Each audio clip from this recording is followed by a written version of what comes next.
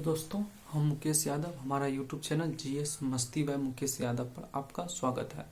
हम आपको आज बताएंगे फ्रीक्वेंसी आवृत्ति के आधार पर ध्वनि के कितने भागों में बांटते हैं। सबसे पहले हम आपको बताते हैं कि देखिए, ये हमारा 5वां लेक्चर है। चौथा लेक्चर हमारा वीडियो क्वालिटी अच्छा नहीं था, फिर से हम उसका अपलोड कर देंगे। हमारे वीडियो देखने से पहले आप अपना वीडियो क्वालिटी थोड़ा बढ़ा लिया कीजिए। और अगर आप हमसे जुड़ना चाहते हैं तो फेसबुक पर मुकेश कुमार यादव के नाम से हमारा आईडी है, उस पर आप फ्रेंड रिक्वेस्ट भेज सकते हैं।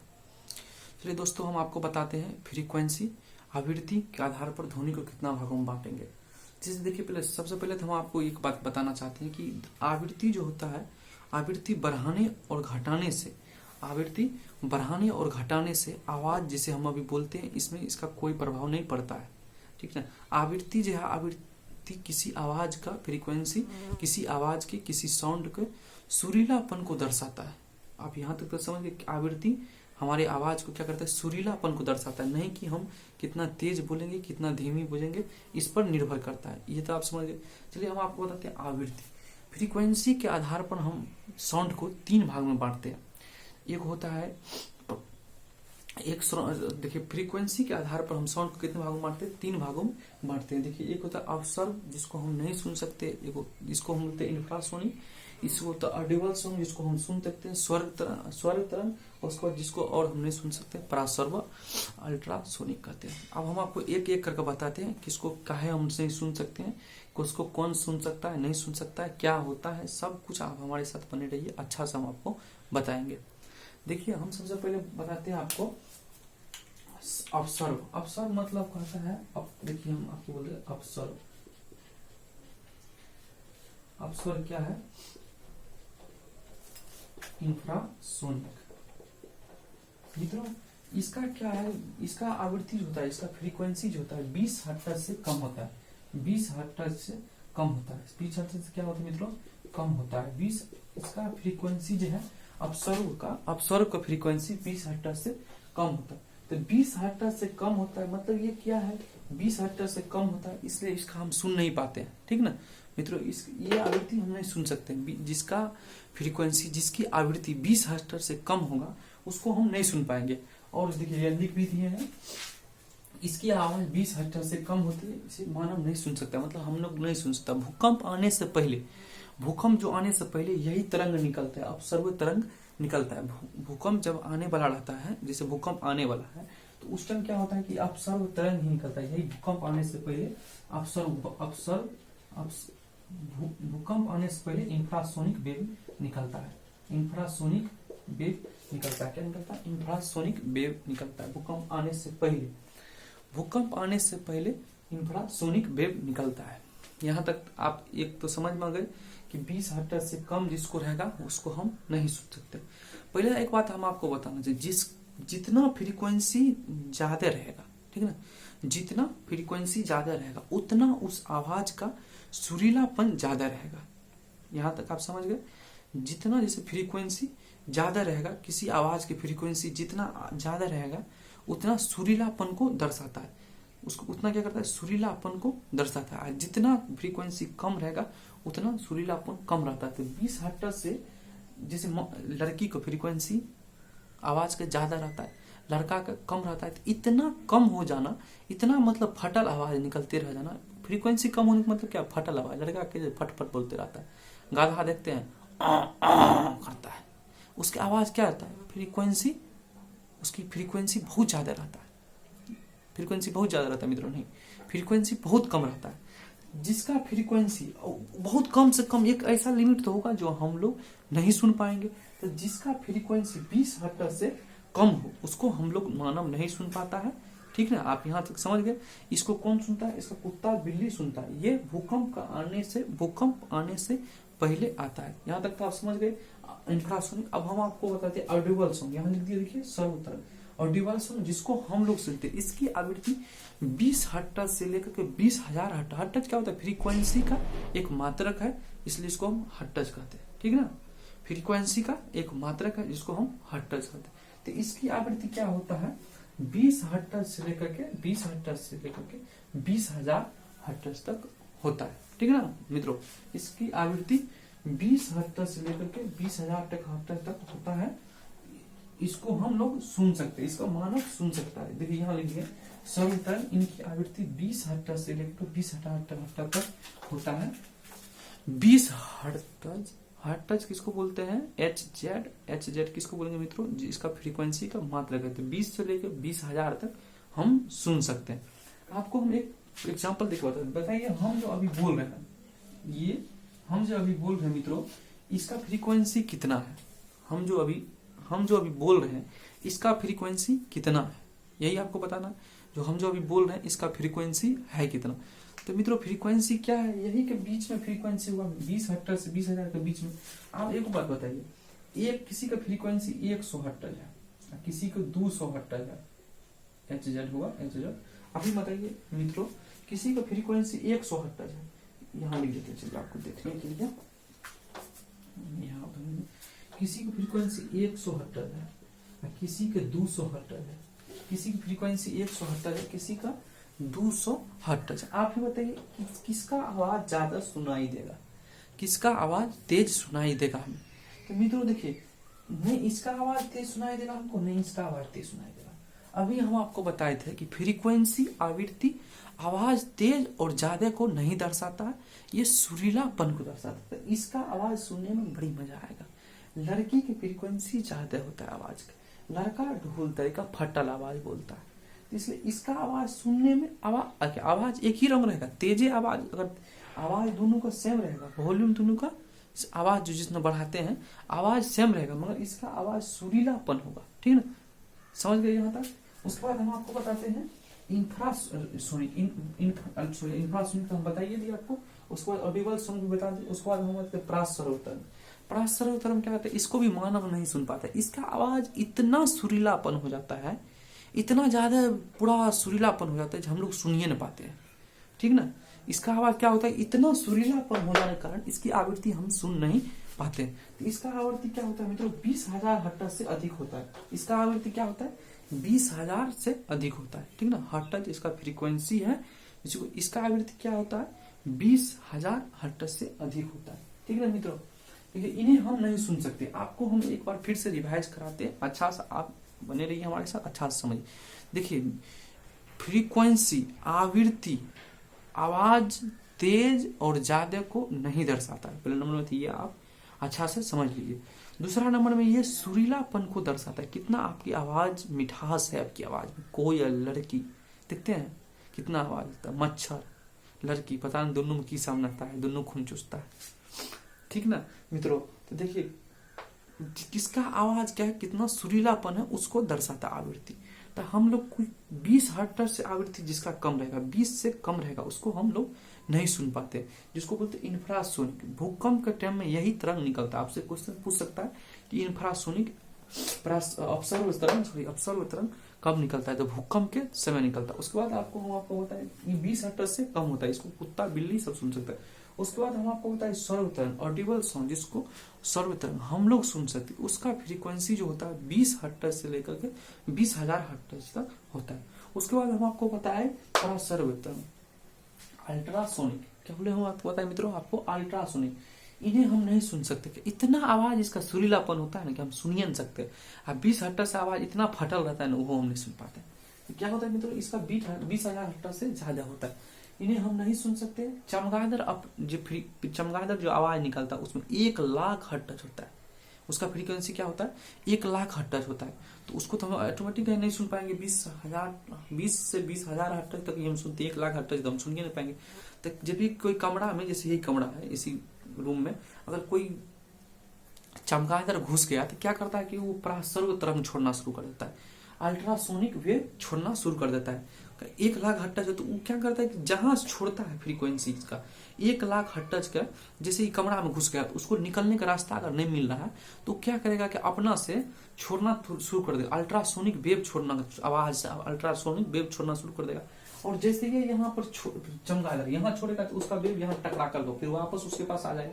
तो उसको समझ में आ जाएगा कि यहाँ पे रास्ता नहीं है। जहाँ पे वेव निकल जाएगा, जैसे खिड़की लग देखेगा निकल जाएगा वेव, इधर से उधर पार हो जाएगा, तो उसके रास्ता से वो निकल जाता है। तो इसलिए कभी कभी पूछता है कि चमगादड़ बताइए अपना रास्ता कैसे ढूंढता है? तो अल्ट्रासोनिक सर्वतरंग के से अपना रास्ता ढूंढता है। यहाँ लिख दीजिए परावर्तन के सिद्धांत पर अपना मार्ग तय करता है। क्या कहते हैं? परावर्तन सिद्धांत पर। जैसे इंफ्रासोनिक अल्ट्रासोनिक वेव छोड़ा, उसके बाद उसके पास फिर वेव रिटर्न आ जाता है, तो लगता है नहीं भाई यहाँ कोई कुछ छो लगे हो, क्या यहाँ कुछ लगो हो छो, यहाँ से नहीं निकले वाला रास्ता छो, तो क्या करता है? खिड़की का मारता है, गेट उठ का अंदर खिड़की से मारता है। खिड़की तक अगर वेव ई कहता सू कहता चल गया तो उसको लगता है कि नहीं यहाँ पर हम निकल सकते हैं, क्योंकि उसका वेव जो है उसके पास रिटर्न होगा, आवे नहीं करता, परावर्तन नहीं होता है।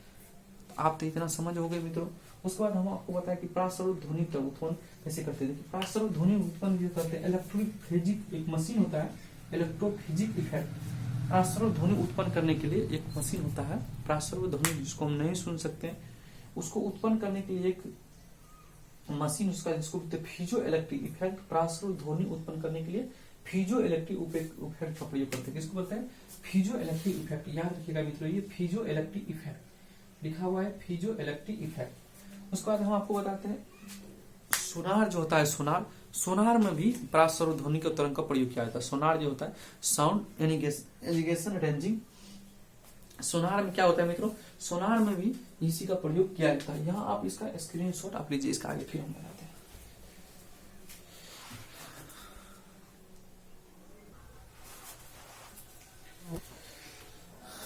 चलिए मित्रों, अगर आप उसका स्क्रीनशॉट ले लिए हैं तो उसके आगे हम बताते हैं। देखिए, हम आपको बताएं जिसको हम नहीं सुन सकते हैं, मतलब 20 हर्ट्ज से कम ध्वनि जिसको हम सुन सकते हैं, सर्वधारी जिसको हम फिर नहीं सुन सकते, 20 हर्ट्ज से 20,000 हर्ट्ज से अधिक ध्वनि का, ठीक ना। अब उसके आगे हम आपको बताते हैं जे दाब पर क्या प्रभाव होगा, टेम्परेचर पर क्या प्रभाव होगा, किसी मोलिकुलर वेट पर क्या प्रभाव होगा ध्वनि का। हम आपको एक एक करके सब बता रहे हैं। देखिए, एक लाप्लास साइंटिस्ट है, वही ने ध्वनि के चाल के ज्ञात किए थे सबसे पहले। तो वही बताए थे कि 332 मीटर पर सेकंड ध्वनि स्पीड से चलता है। तो कितना स्पीड से चलता है मित्रों? 332 मीटर पर सेकंड। यहाँ देखिए लाप्लास के अनुसार, लाप्लास बताए थे कि ध्वनि के चाल कितना होता है? 332 मीटर पर सेकेंड। अभी ये एनटीपीसी में एक क्वेश्चन पूछा था कि ध्वनि कहाँ गमन कर सकता है। तो इससे पहले वाला लेक्चर हम आपको बता दिए हैं कि ध्वनि निर्वात में गमन नहीं कर सकता है, उसके लिए कोई न कोई माध्यम की आवश्यकता होती है। उसके बाद हम आपको एक क्वेश्चन और बताए थे कि ये ध्वनि कब अनुप्रस्थ और कब अनुदैर्घ्य है। तो आपको हम बताए थे कि जल के ऊपर किसी रस्सी के ऊपर अनुदैर्घ्य है ध्वनि, अनुप्रस्थ है।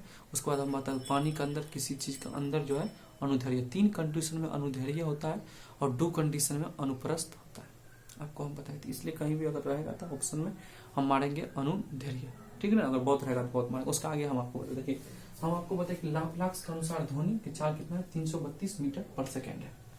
लाप्लास एक साइंटिस्ट थे, वही बताए थे कि सबसे पहले ध्वनि की चाल कितना होता है? 332 मीटर पर सेकेंड। उसके बाद हम आपको बताए, देखिए हमारे कानों पर जो ध्वनि का प्रभाव होता है 0. हमारे कानों पर, जैसे हम आप अभी बोल रहे हैं तो हमारा कानों पर जो मित्रों प्रभाव रहेगा ध्वनि का 0.1 सेकेंड, ठीक है ना। हमारे कानों पर जैसे हम अभी आपको स्पीड से बोलना शुरू कर देंगे तो आपको समझ में नहीं आएगा। वही हम अगर लहे लहे कहने का मतलब हुआ कि धीरे धीरे अगर बोल रहे हैं अभी तो आपको समझ में आ रहा होगा कि हम क्या बोल रहे हैं, ताकि बीच में गैप लेकर हम बोलते हैं। इसलिए बोलते हैं कि आपके कान का प्रभाव पर 0.1 सेकेंड तक ध्वनि का रहता है। अगर हम स्पीड से बोलने लगे क्या बोल रहे हैं पता नहीं चलेगा, आपको भी ध्वनि का प्रभाव क्या होता है 0.1 सेकेंड तक आपको पता नहीं चला। काहे कि नहीं पता चला मित्रों? कहा कि 0.1 सेकेंड तक, जैसे गाँव में देखते हैं लेडीज सब कहीं जाती है नैहर, तो वो वहां से आएगी तो क्या बोल, जब वहां से वो आएगी तो बोलेगी आपको, बाबू एगो बात जाने छियै, हम गेल रहलू अपना नैहर, हमरा भाई के बेटी के शादी रहे, ओकर दुल्हा जे रहे बहुत नीक रहे, की कहब दू बेर हमरा प्रणाम कैलक। आपको देखिए वो लेडीज फिजिक्स नहीं जानती है, वो जो है फिजिक्स नहीं जानती, मगर वो अपनी आवाज में 0.1 सेकेंड का गैप रखता है। मतलब आराम आराम लहे लहे आपको बता रहा है कि आपके तर पर तर कान पर आवाज जा रहा है और आपको समझ में आ रहा है। ठीक है मित्रों, यही होता है। तो आपके कान पर प्रभाव कितना रहता है ध्वनि का? 0.1 सेकेंड, ठीक है ना। कितना प्रभाव रहता है मित्रों? 0.1 सेकेंड, या कहिए 1/10 सेकेंड, 1/10 सेकेंड कहिए, या 0.1 सेकेंड कहिए, ठीक है ना। हमारे कानों पर प्रभाव कितना रहता है मित्रों ध्वनि का? 0.1 सेकेंड या 1/10 सेकेंड, ठीक है ना। ये तो आप जान गए। इसके आगे हम आपको बताते हैं कि दाब पर प्रभाव क्या पड़ता है। दाब पर प्रभाव पहले हम एक बार आगे जो बताए, आप जिसमें स्क्रीनशॉट आप लिए उसका 1 मिनट हम आपको एक चीज डिवाइड कर देंगे। 20 हर्ट्ज से ध्वनि जो कम रहेगा उसको हम नहीं सुनेंगे। 20 हर्ट्ज से 20,000 20,000 है ना हर्ट्ज तक हम सुनेंगे। 20,000 से अधिक मित्रों इसी ध्वनि को हम सुनेंगे नहीं, इसको सुनेंगे नहीं, इसको हम सुनेंगे। आप काहे नहीं सुनेंगे, हम आपको पिछले वीडियो इसी में हम आपको पहले बताएंगे कि इसको नहीं सुनेंगे, इसको सुनेंगे, इसको नहीं सुनेंगे, ठीक ना। उसके बाद हम आपको बताए साउंड नेविगेशन एंड रेंजिंग का बताए। सुनार क्या भी करता है, अल्ट्रासोनिक वेव पर काम करता है। उसके बाद हम आपको बताए चमगादड़ भी अल्ट्रासोनिक वेव से अपना रास्ता ढूंढ लेते हैं। जैसे समुद्र में कोई चीज है, कोई ऑब्जेक्ट है, मतलब कोई जहाज आ जाए तो सोनार क्या करते हैं, सोनार गिराते हैं और सोनार क्या करता है कि अल्ट्रासोनिक वेव छोड़ता है। उसके बाद वेव टकरा करके उस पर फिर आ जाता है। जैसे वेव आपको छोड़ी फिर टकरा करके आ गया मेरे पास, तो सोनार को लगता है कि नहीं भाई वहां कुछ न कुछ है, ठीक ना। साउंड नेविगेशन एंड रेंजिंग उसका फुल फॉर्म होता है। उसके बाद हम आपको बताते देखिए लाप्लाक्स क्या होता है। लाप्लाक्स एक साइंटिस्ट थे, सबसे पहले यही खोज किया था कि ध्वनि कितना स्पीड से चलता है, ठीक ना। लाप्लाक्स ने खोजे थे कि ध्वनि कितना स्पीड से चलता है। मित्रों ध्वनि कितना स्पीड से चलता है, 332 मीटर पर सेकेंड के स्पीड से चलता है, ठीक ना। ये आपको याद रखें, ध्वनि कितना स्पीड से चलता है मित्रों, 332 मीटर पर सेकेंड से चलता है, 332 मीटर पर सेकेंड से चलता है। उसके बाद आपको बताएं कि ध्वनि का प्रभाव हमारे कानों पर कितना रहता है मित्रों, सॉरी आप ये लिया कैमरा। ध्वनि का प्रभाव हमारे कानों पर कितना रहता है मित्रों, मतलब ध्वनि जैसे हम बोल रहे हैं एक ही साथ 3-4 दो, जैसे आप देखते होंगे फोन पर किसी आदमी फोन आया, 2 आदमी के एक ही बार फोन आया, जैसे आप क्या बोलते हैं 2 तरफ से कॉल ट्रांसफर करना बोलता है, जो 2-3 तरफ 2 को 3 को एक ही बार बात होता है, तो दोनों उधर से बोलना शुरू कर दिया तो आपको समझ में नहीं आता, आप कहते हैं मतलब क्या, उसको कान का प्रभाव रहता है 1/10 सेकंड, उससे पहले ही 2-3 को आवाज आ गया, आपको समझ में नहीं आएगा, ठीक ना। आपके कानों को मित्रों प्रभाव कितना रहता है 1/10 सेकंड, ठीक ना। याद रखिएगा 1/10 सेकंड, या हम लिख भी दिए देखिए 1/10 सेकंड या 0.1 सेकंड।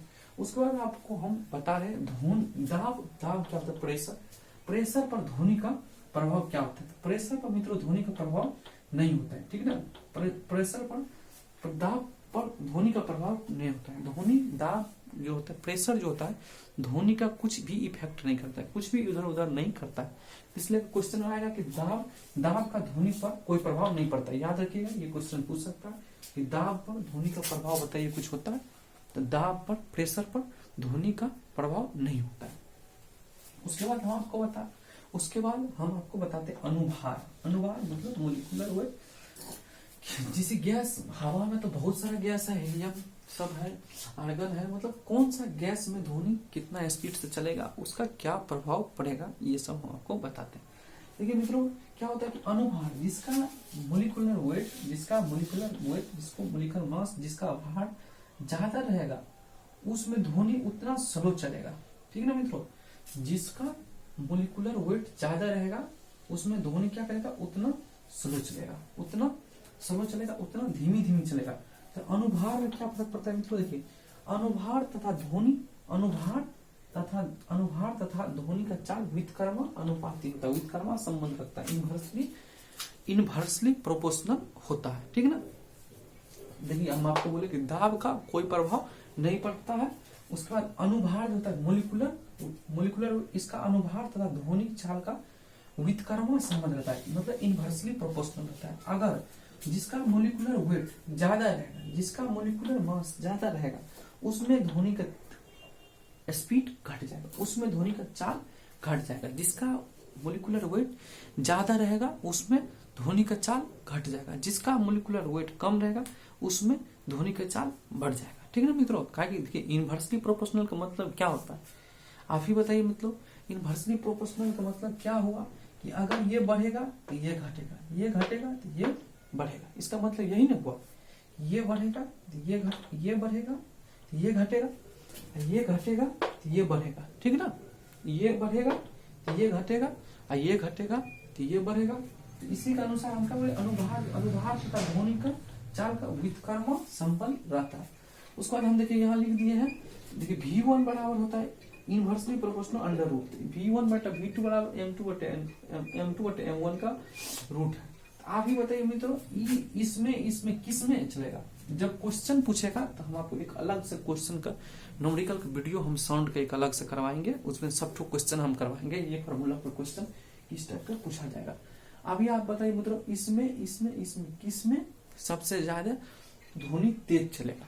आपको हम बताए ही कि ध्वनि क्या होता है, जिसका ध्वनि मोलिकुलर वेट का उल्टा होता है, मतलब जिसका मास ज्यादा होगा उसमें ध्वनि कम चलेगा। कोहरा में कितना जोर से आवाज दीजिए, कोहरा मतलब जब कोहरे बोलते हैं उसको, कोहरा में क्या होता है, ध्वनि के चाल हमारी तरफ वो बोलता है कि ओस लगल छे, हमारी तरफ देहात में उसको बोलता है कि ओस लगल छे, मतलब ओस मतलब कोहरा छे, ठीक है। तो ध्वनि के चाल क्या होता है, कोहरा, जैसे कोहरा छाया रहता है तो उसमें ध्वनि के चाल क्या रहता है, जैसे कस का आप बोलिएगा तो फिर भी आवाज दूर तक नहीं जा पाता है। ओस लगल जब रहे छे कस का बोलबो दूर तक आवाज नहीं जाता, ठीक है ना। देखिए जब ओस लगा हुआ रहेगा ना, जब कोहरा छाया हुआ रहेगा तो आप तेज भी बोलिएगा आवाज दूर तक नहीं जाता है। काहे नहीं जाता है, क्योंकि उसका कोहरा छाया रहता है, उसमें मोलिकुलर वेट उसका ज्यादा हो जाता है गैस का, ठीक है ना दोस्तों। यहाँ पे देखिए हम लिख दिए, आप ही बताइए मित्रों, Cl2 हीलियम S2 किसका मोलिकुलर मतलब किसमें सबसे तेज ध्वनि चलेगा, किसमें सबसे तेज ध्वनि चलेगा मित्रों, किसमें सबसे तेज ध्वनि चलेगा आपको बताना है। Cl2 हीलियम और S2 में किसमें ध्वनि सबसे तेज चलेगा। देखिए मित्रों Cl2, आप पीरियोडिक टेबल तो नहीं है, पीरियोडिक टेबल में तो खड़े इसको रख देते हैं, मगर ये तो जोड़ा में निकलता है। तो Cl का होगा 35 गुना, इसका मास हो गया 70, इसका हीलियम को 4, इसका 2। बताइए जिसका मास हम आपको बताएं, जिसका मास कम रहेगा उसमें स्पीड से चलेगा, उसमें ध्वनि का चाल ज्यादा होगा। किसमें चलेगा, इसमें चलेगा, हाइड्रोजन चलेगा, ठीक है मित्रों। उसके बाद हम लिख दिए भारी गैसों में ध्वनि का चाल कम होगा, अभी हम आपको बतेवे किए, इसी कारण कोहरे में ध्वनि के चाल घट जाता है। उसके बाद हम आपको अभी ये एग्जाम्पल भी देके बताए हैं, हल्की गैस में ध्वनि की चाल अधिक होगी, ठीक है मित्रों। आप इसका स्क्रीनशॉट लीजिए। उसके बाद हम एक और बता ये दे रहे हैं हम आपको टेम्परेचर के बारे में भी, इसका आप स्क्रीनशॉट लीजिए।